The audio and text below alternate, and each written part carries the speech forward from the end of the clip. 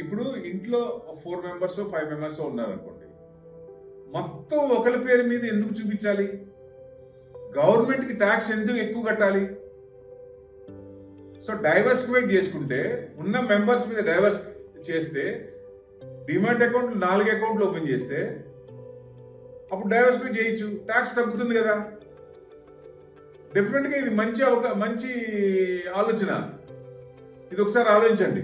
ఎందుకంటే 30% ఉన్న వాళ్ళు 20% ఉన్న వాళ్ళు ఒక అకౌంట్లోనే వేసి ఎక్కువ ఎందుకు కట్టాలి? 12 lakhs వరకు ట్యాక్స్ లేదు. ఆ 4 అకౌంట్ల మీద 12 lakhs వరకు బెనిఫిటే కదా. అలా చూస్తే బెస్ట్ కదా.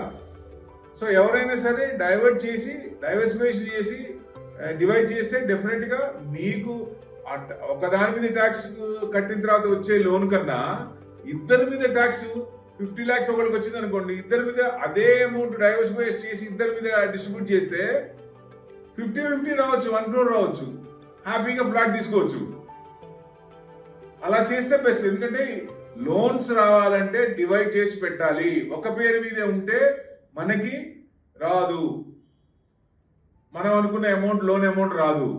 సో మన అమౌంట్ రావాలంటే డెఫినెట్గా ఇట్లా డిస్ట్రిబ్యూట్ చేస్తే డెఫినెట్గా మంచి లోన్ వస్తుంది మనకి. మనం అనుకున్న మనం కలగన్న ఇల్లు అలాంటివి కొనుక్కోవచ్చు.